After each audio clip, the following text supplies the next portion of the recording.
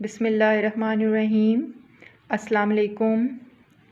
मैं Nuzhat Parveen assistant professor हूँ।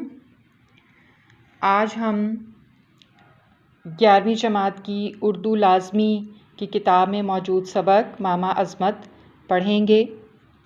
मामा अज़मत को तहरीर किया है डिप्टी नज़ीर अहमद दहलवी ने। मामा अज़मत पढ़ने से पहले हम डिप्टी नज़ीर अहमद दहलवी का तारुफ़ जानते हैं। डिप्टी नज़ीर अहमद दहलवी की तारीख़ पैदाइश 1836 की है और उनकी तारीख़ वफ़ात 1912 की है। अब मैं इनका मुख्तसर तारुफ़ पेश करती हूँ। डिप्टी नज़ीर अहमद दहलवी को उर्दू का पहला नावल निगार कहा जाता है। उनकी इल्मी और अदबी ख़िदमात के एतराफ़ में हुकूमत ने उन्हें शम्सुल उलमा के ख़िताब से नवाजा।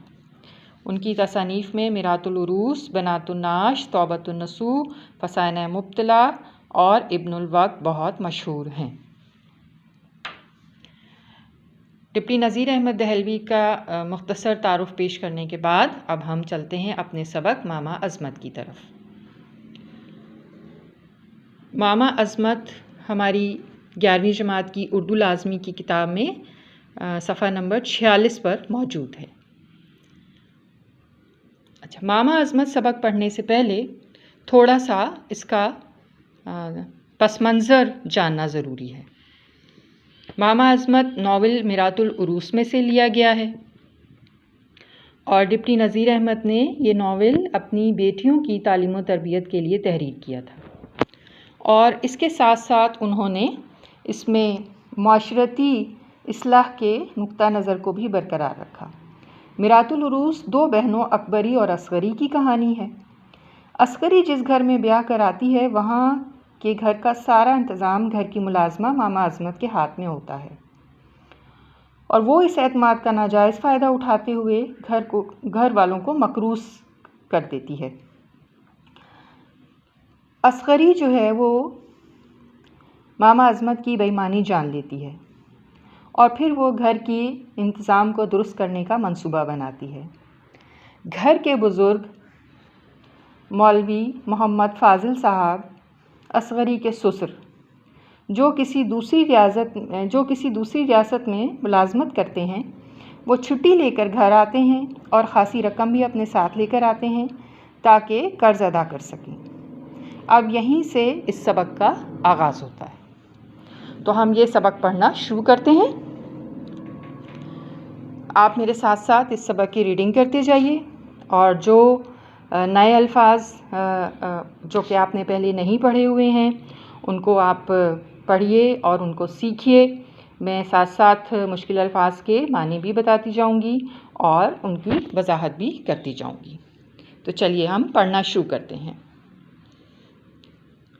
2-4 दिन तो मौलवी साहब मिलने मिलाने में रहे। फिर अव्वल के 2-4 रोज़े के सबब घर के किसी काम की तरफ मुतवज्जा ना हुए। यानी ये रमज़ान का महीना है। एक दिन बहू को बुलाकर पास बिठाया और मामा अज़मत से कहा, मामा हमारे रहते सब हिसाब किताब कर लो, जिसका लेना देना है सब लिखा दो ताकि जिसको जितना मुनासिब हो दिया जाए और जो बाकी रह जाए उसकी किस्त बंदी कर दी जाए। किस्त बंदी क्या? यानी एक साथ में अदा करना, थोड़े थोड़े पैसे करके देना। मामा ने कहा, एक का हिसाब हो तो ज़ुबानी भी याद रखा जाए। बनिया कौन? बनिया वो आदमी होता है जिसकी दुकान पर से सौदा आता है, आटा, चावल, चीनी वग़ैरह, ठीक है, यानी परचून की दुकान। बजाज कपड़े वाला, कसाई गोश्त वाला, कुंजड़ा सब्ज़ी वाला, हलवाई मिठाई वाला। सभी का देना है। हज़ारी मल का बड़ा भारी हिसाब अलग है। हज़ारी मल कौन? मुंशी। जिसको जितना देना हो मुझको दीजिए, ले जाकर आपके नाम जमा करा दूँ। मौलवी साहब तो सीधे साधे आदमी थे, देनों का आमादा हो गए। असगरी ने कहा, यूँ अलीउल हिसाब देने से क्या फ़ायदा? अलीउल हिसाब यानी हिसाब से पहले हर एक का कर्ज़ मालूम हो, तब सोच समझ कर देना चाहिए। मामा ने कहा, खाने से फरागत पाऊँ तो जाकर हर एक से पूछ आऊँगी। असगरी, पूछ आने से क्या होगा, जिसको लेना हो यहाँ आकर हिसाब कर जाए। मामा, बीबी आपने तो एक बात कह दी, अब मैं कहाँ कहाँ बुलाती फिरूँ और वो लोग अपने धंधे से कब छुट्टी पाते हैं जो मेरे साथ चले आएँ। असगरी, मामा कोई रोज़ रोज़ का बुलाना नहीं है, एक दिन की बात है, जाकर बुला लाओ।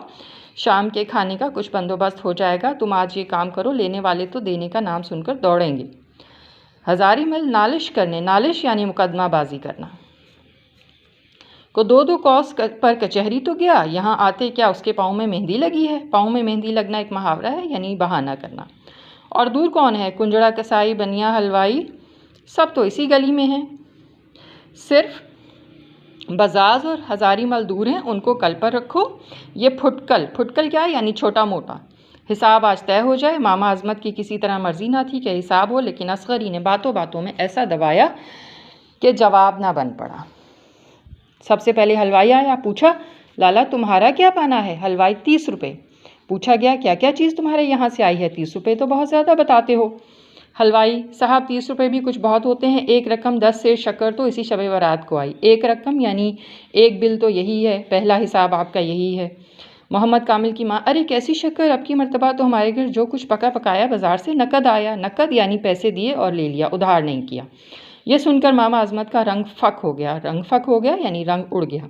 और हलवाई से बोली, वो 10 सेर शक्कर तूने इनके हिसाब में क्यों लिख ली? वो तो मैं दूसरे के वास्ते ले गई थी और तुझको बता भी दिया था। हलवाई, मुझसे तो तुमने किसी घर का नाम नहीं लिया, इसी सरकार से के नाम से लाई हो, वरना मुझे क्या फ़ायदा था कि दूसरे की चीज़ इनके नाम लिखता। और मुझसे तो और किसी सरकार से अचापत भी नहीं। अचापत यानी उधार लेन देन। गर्ज मामा खिसियानी बातें करने लगी। खिसियानी बातें यानी शर्मिंदगी की बातें। मौलवी साहब ने कहा, भला शक्कर की रकम तो रहने दो, और चीज़ें बताओ।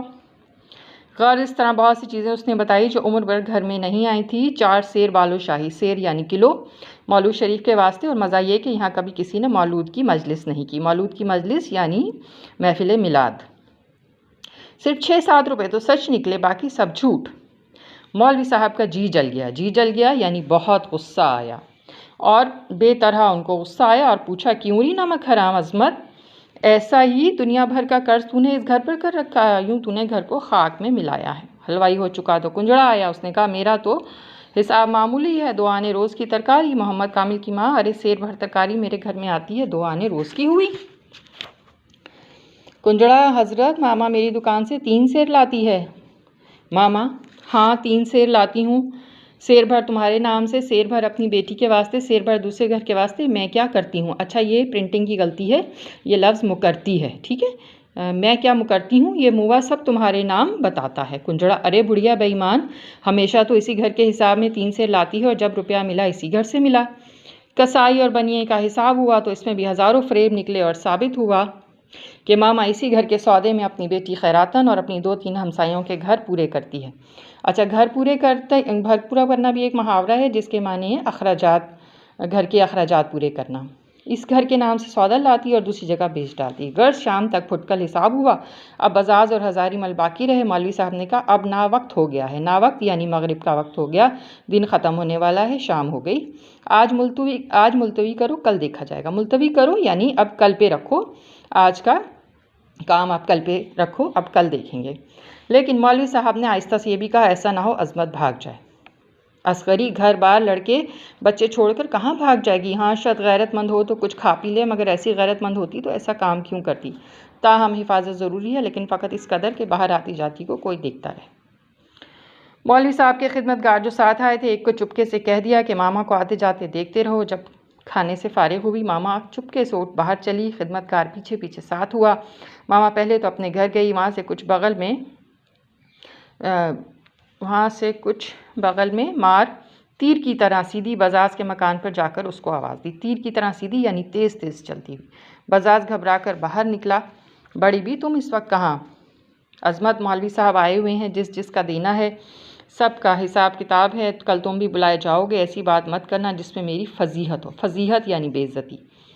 बजाज, हिसाब में तुम्हारी फजीहत की क्या बात है? मामा, लाला तुम तो जानते हो, कमबख्त लालच बहुत बुरा होता है। सरकार के हिसाब में अपने वास्ते भी तुम्हारी दुकान से कभी लट्ठा, नैन सुख और दरेस ले गई हूँ। अब ये लट्ठा, नैन सुख और दरेस ये कपड़ों के नाम हैं।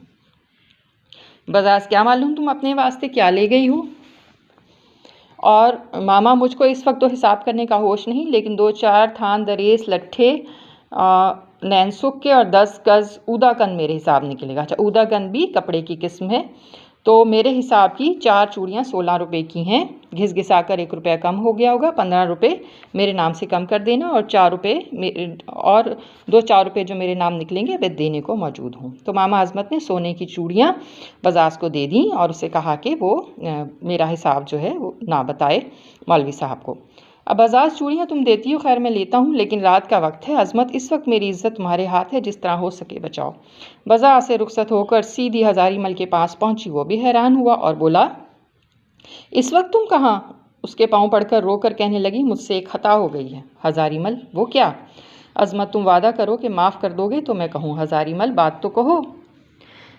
मामा अज़मत, 4 महीने हुए लाहौर से खर्च आया था, मौलवी साहब ने 100 रुपये तुमको भेजे थे, वो मेरे पास से खर्च हो गए। सरकार के डर के मारे मैंने जाहिर नहीं किया। अब मौलवी साहब आए हैं, तुमको हिसाब के वास्ते तलब करेंगे, मैं इस रुपये का ठिकाना लगा दूंगी। ठिकाना लगा दूंगी यानी बाद में अदा कर दूंगी, तुम इस रकम को जाहिर मत करना। हज़ारीमल, 2-4 रुपये की बात होती मैं छुपा भी लेता, इकट्ठे 100 रुपये तो मेरे किए छुप नहीं सकते। मामा, क्या 100 रुपये का भी एतबार नहीं? हज़ारीमल, साफ बात तो यह है कि तुम्हारा एक कौड़ी का भी एतबार नहीं। जिस घर से तुमने उम्र भर परवरिश पाई, इन्हीं के साथ तुमने ये सलूक किया, तो दूसरे के साथ कब चूकने वाली हो? चूकने वाली यानी बाज आने वाली। अज़मत, हाँ लाला, जब बुरा वक्त सर पर आता है अपने दुश्मन हो जाते हैं। खैर, अगर तुम को एतबार नहीं तो लो, ये मेरी बेटी की पहुँचियाँ और जोशन रख लो। पहुँचियाँ और जोशन यानी जेवरात। हज़ारीमल, हाँ ये मामले की बात है, लेकिन दिन हो तो माल परखा जाए, तब मालूम हो कितने का है, लेकिन अटकल से तो सब माल 50-60 का होगा। मामा अज़मत, ऐसा गज़ब तो मत करो, 100-125 की लागत के। हज़ारीमल, इसमें बुरा मानने की क्या बात है? तुम्हारी चीज़ 100 की हो या 200 की, निकाले लेता हूँ, तुलवाने से जितनी ठहरी मालूम हो जाएगी। से ये सब बंदोबस्त करके मामा घर वापस आई और मौलवी साहब के खिदमतगार को पाँव दबाते में ये सब हाल मौलवी साहब से बयान किया। और मोहम्मद कामिल की माँ के ज़रिए अस्करी को भी मालूम हुआ। सुबह हुई, बजाज और हज़ारीमल तलब हुए हिसाब में हुज्जत होने लगी। हुज्जत यानी तकरार, बहस।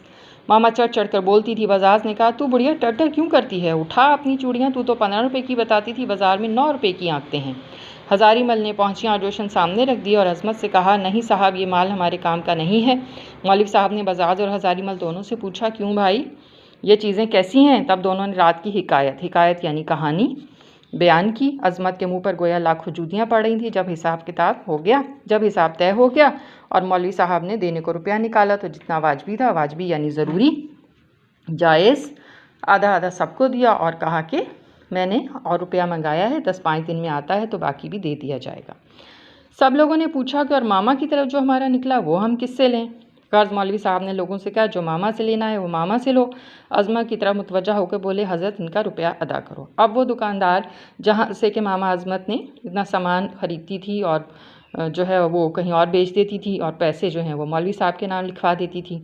तो मौलवी साहब के यहाँ जितना सामान आया था उन्होंने सिर्फ उसके पैसे दिए और बाकी मामा अज़मत से कहा कि आप खुद दें। अज़मत ने नीची आंखें करके कहा, मेरे पास बेटी का जेवर है, इसमें ये लोग अपना अपना समझ बूझ लें। बेटी का तमाम जेवर तो कुंजड़े कसाई बनिए बाजार के हिसाब में आधे दामों पर लग गया। हज़ारीमल के 100 रुपये के वास्ते रहने का ठीकरा यानी मकान गिरवी रखना पड़ा। लिखा पढ़ी पक्के कागज़ पर होकर 4 भले मासों की गवाही हो गई। मौलवी साहब ने अज़मत से कहा, बस अब आप खैर से सुधारिए यानी तशरीफ़ ले जाइए। तुम ऐसे नमक हराम बेईमान आदमी का हमारे घर में कुछ काम नहीं। माखूज़ अज़ मिरातुल उरूस। तो अज़ीज़ तालबात, ये सबक मुकम्मल हो गया और मैंने इस सबक के कुछ अल्फाज मैंने आपके लिए नोट किए हैं, वो मैं आपको बताती हूँ, आप तहरीर कर लीजिए ताकि आइंदा भी आपके काम आए। अल्फाज मायने: किस्तबंदी, किस्तों में अदा करना। बनिया, हिंदू दुकानदार जिसकी दुकान से आटा, चावल, दाल वगैरह मिलता है। बजाज, कपड़े वाला। कुंजड़ा, सब्ज़ी फरोश। अलीउल हिसाब बग़ैर किसी हिसाब के। नालिश, मुकदमाबाजी। हज़ारीमल, मुंशी।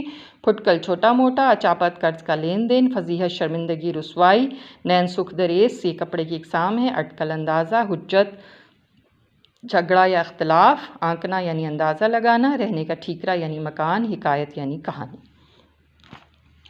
उम्मीद करती हूँ कि ये सबक आपको अच्छी तरह से समझ में आ गया होगा। अब इम्तिहानी नुक्ता नज़र से इस सबक का ख़ुलासा बहुत अहम होता है। तो खुलासा आप ख़ुद तहरीर करेंगे। इस सबक मामा अज़मत का खुलासा मैं आपको तहरीर करने के लिए दे रही हूँ। ये आपका काम है कि आप इस सबक को दोबारा से पढ़ें और जो अल्फाज मायने मैंने आपको बताए हैं उनको भी आप अपने पास नोट कर लीजिए और उसके बाद आप इसका खुलासा तहरीर कीजिए। खुलासा तहरीर करने का तरीका ये होता है कि इस सबक को मुख्तसर करके और जो वाक़यात इसमें बयान किए गए हैं उनमें से तमाम अहम वाक़यात का ज़िक्र करते हुए आप इस कहानी को तहरीर करेंगे। तो उम्मीद करती हूँ कि ये सबक आपको अच्छी तरह से समझ में आया होगा और आप बआसानी इस सबक का खुलासा तहरीर कर सकेंगे। बहुत शुक्रिया। अगले लेक्चर तक के लिए अल्लाह हाफ़िज़।